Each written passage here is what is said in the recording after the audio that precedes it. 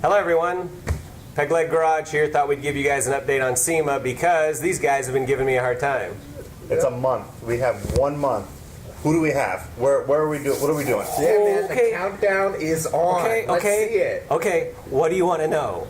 I want to know everything. What do we got in this car, man? Do we have sponsors? I mean, I know we got a booth. Yes. Okay, so let's start with that. Let's start with the booth. So Quick Jack came through with us. Okay. One leg lance, amputee, getting this car up in the ground, up in air, always a pain in the butt. So I was already looking at Quick Jack because it's this portable lift system. Okay. So are we like high rolling now? We are in the air. So what Quick Jack does is it goes under your car like at a full auto shop that lifts it in the air. Okay. But it's one you can use in your driveway. We can take it to the rallycross. Okay. We can take it to the autocross because it's 12-volt powered. Okay, so it's electric. And slides under the car, lifts it up in the air, lets us do tires, lets us do a suspension without having to go corner by corner with the floor jack. You know how much, So does it go out of like cigarette lighter? Or no, it actually, here's what's cool about it. You can use jumper cables off of your car battery. You can use one of the little jump start packs we have, like when we do motorcycle trips or we do road trips and we have the little 12-volt jump packs. Yeah. You can take a spare battery.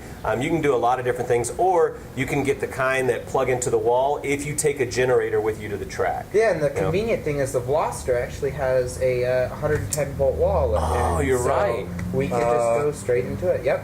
The nav one does. I don't think our turbo doesn't, but the nav. Our turbo, it's if you get the electric tech package, it does come with a full-on wall outlet. So you those of you with fancier Velocers than us, if you have the sunroof.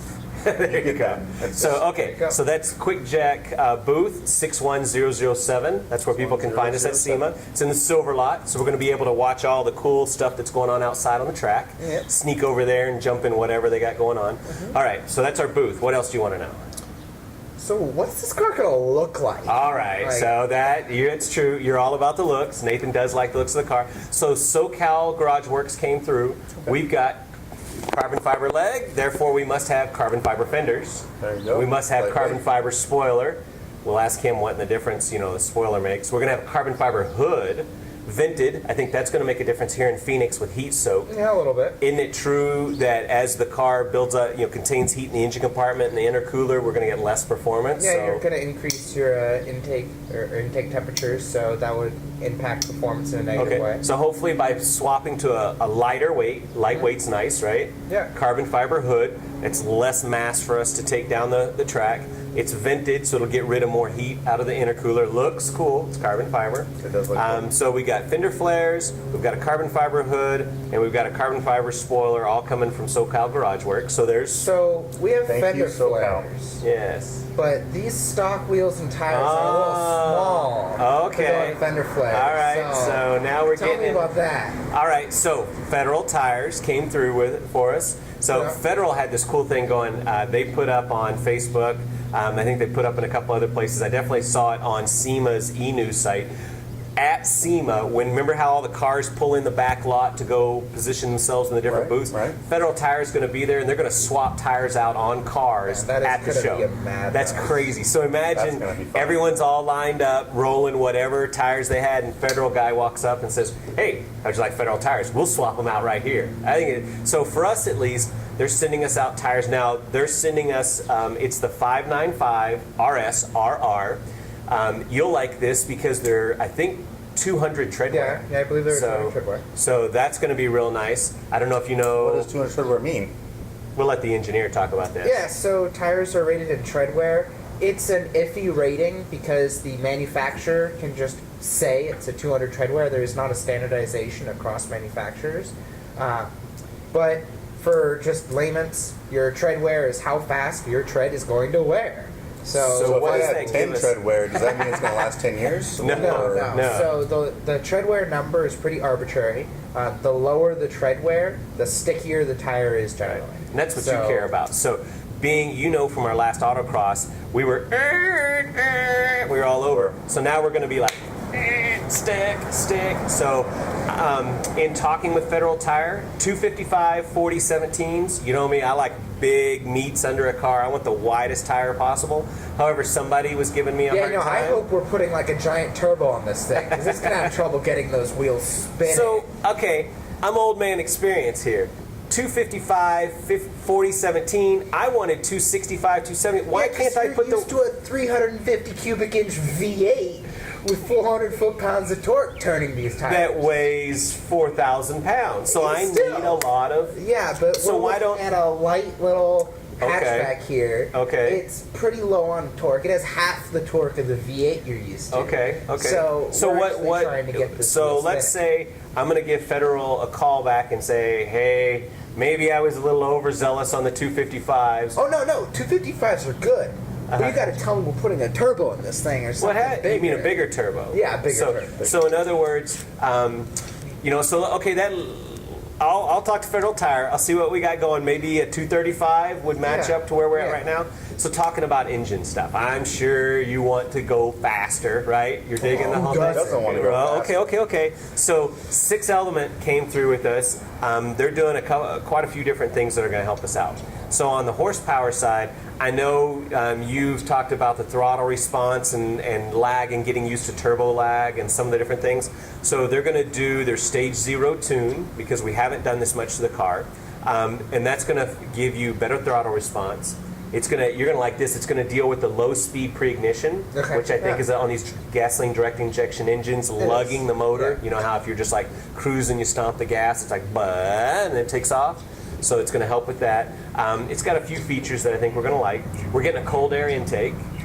Yeah, cold air intake. So it's everything that reduces, and from the engineering side, right? Doesn't it make a difference? The cooler air that comes in, the more power you can make. Yeah. So as we've been data logging, right now we're sucking in air that's like 150 degrees, while the outside air temperature is 80 degrees. Yeah. So everything helps if you're able to draw cooler air in through your pre-intake. So with a turbo motor, you're going to be taking it through the turbo, then you're going to take it to an intercooler. So obviously the colder the air that it's starting in the system, the colder it's going to end up, just because of delta. But on a turboed car, cold air intake won't make as much a difference as it will on an actually aspirated car. But a turboed car, is it a bad thing? It's not a bad thing. Okay, so turboed car and intercooler is going to make much more of a difference to horsepower numbers. So down the road, if we wanted to do something to make an intercooler, bigger, stick it on the roof, what would we... Get cooler air to the intercooler, a bigger intercooler to an extent so that you don't get pressure loss across it. And there's also different tips and tricks you can do to an intercooler, such as employing evaporative cooling with water sprayers. This is something Subaru pioneered with their rally cars, just to actually get the intercooler colder than the ambient temperature. So here in Phoenix, when we're out at the autocross and it's 110 degrees air temperature, so kind of like we might spray our Federal tires down to cool them down, we might spray the intercooler. Okay, so that'd be something cool between runs. We'll be out there with a little water sprayer. Do you spray the cold air intake? No. Well, we're not quite at a water injection system yet. That might be. So the other thing 6 Element is doing for us is an oil catch can. So I know does it like catch the oil as it leaves the car, or hopefully there's no oil leaving. That would be a bad. So the oil catch can, you have an emission system on your car. Positive crankcase ventilation, PCV, you'll see on stuff. What it does is that as the oil vaporizes inside the engine compartment, inside the engine block from everything turning around, those vapors, instead of releasing them like on my old vehicle into the atmosphere and polluting the air, it sends that air back in through the intake and back in to be burnt in the engine with the gasoline.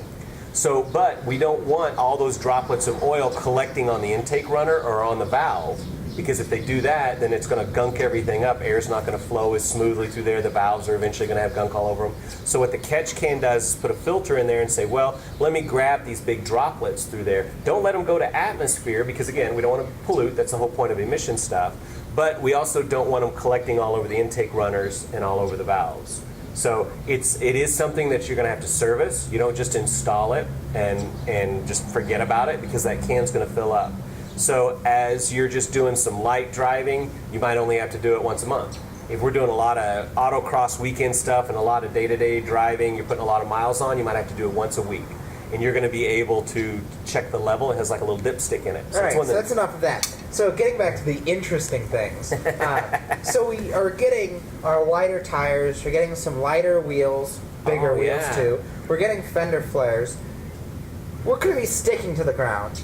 Right. The car's going to have some better airflow. It's going to look better. This thing's going to body roll like crazy. Oh, okay, okay. So let me guess. You want to know what we're doing about suspension? Oh, yeah. All right. So the guy that really is like the grand master on these Velocitors is Jim Pierce. Okay. So years ago, I knew who he was from the off-road world, which is cool because we come from off-road before we got into doing this Velocitor Turbo. So that name recognition was awesome. But he does this Velocitor Challenge series where you can go out and race these things on the track. He's looked at a lot of different things, and so he worked with K-Sport. And I think you know about K-Sport from in the past, right? Yeah, a little bit. They're used in a lot of the different tuner cars, from the 240SXs to 280Zs. Yeah, because I remember when you were looking at your Z project, you were looking at it was K-Sport. one of the coilover brands that I was looking at, as well as some others. They are competitive. Okay, so they're affordable, because I think that's what that you're looking is at. part of their Definitely biggest calling cards is that affordable. they're affordable, and they're affordable for the quality that they are. So they're not going to just break on you in the first month. So here's the nice thing: we're in Phoenix. They're in the Phoenix area also. Yeah. So we're going to be able to go over and meet with those guys. Hopefully, do a little video, seeing the shop, talking to the guys, getting a little bit of impression of who they are as a company. But Pierce Motorsports specs a K-Sport setup for the Velocitor. So there's K-Sport's coilover setup has quite a bit of stuff that I know Martine has researched. Yeah, so a couple of different things. They're 36-way adjustable. You have camber adjustment as well as compression and rebound adjustment. That 36 was for dampening. And then they're also really stiff. So Pierce, he actually has a special setup with even stiffer spring rates than K-Sport's normal setup. And they're at 9 kilogram front, or for those in the United States, 504 pounds per inch on the front and 336 pounds per inch in the rear. That thing is going to make this real stiff. Get rid of our body roll, which will make our times much Can Nathan faster. still drive it every day? I mean, this isn't like a full race. No, Okay. we're not going full race. We are definitely going closer to that extreme. Okay. So speed bumps, we're going to want to go a little slower on. The car is going to be lower, so it will take a little bit more care in driving, and the driving experience will be a little more harsh. But for those of you real racers out there, you want to go fast all the time. So that harsh ride experience is what Within you legal want. limits. Within legal limits. So now, what about height adjustment? Are these things gonna Yeah, be? so they have a pretty innovative mounting system, which allows you to lower the car without losing any travel, which is very cool. And they also have adjustable spring perches, so if you want to go even lower and go Stance Nation, you can lower it with a spring perch. Okay, so we've got SoCal Garage Works giving us body panels. We've got Federal Tires putting the stickies on. We've got K-Sport with the suspension. We got 6 Element helping us with the power. You guys are probably wanting to know about a few other things. Wheels. Yeah. We are working hard on some lineups for wheels. We've got a couple of companies I we're don't talking think those to. 255s are going to fit on these stocks. No, a little squishy Audi. Oh yeah, because you want to go down that route, huh? And is it like 255, 70, or 18? No, yeah, actually there's 17s. In looking at tire options, it seemed like 17 was a little better choice for us down the road than an 18, which we have right now. No more sidewall. So, we're going to play back and forth, but yes, we are going to have to look on wheels. So I'm doing some research on wheels, and then exhaust is the other thing that we're still working on. Because, hey, there's like an entire month left before SEMA, right? So that's a ton of time. That's 30 whole days, right? So that's not a problem, right? You guys aren't worried, right? I'm not worried. Do I look worried? Oh yeah, you don't look worried at all. Worried. Yeah, can we turn the camera off so I can start looking worried now? 'Cause we only have a month left to SEMA. We're gonna be cracking. So hopefully we'll be doing some bunch more videos here real soon of actually installing these parts. We're going to autocross next weekend. So if you're here in the Phoenix area and you want to come out with us, azsolo.com is who we run SCCA Solo with. You can go to the website, find out information. We're going to be running in the west side at AMP Motorsports, American Motorsports Parkway or something like that. Yep. Check in the description on our website, Facebook for details. Come out and run with us. It'll be a blast. There's going to be more videos. Like us so that we know that you're actually watching this stuff. Subscribe so that you get updates on everything else that we do. And we hope you follow along, and thanks for watching Peg Leg Garage. See you at SEMA.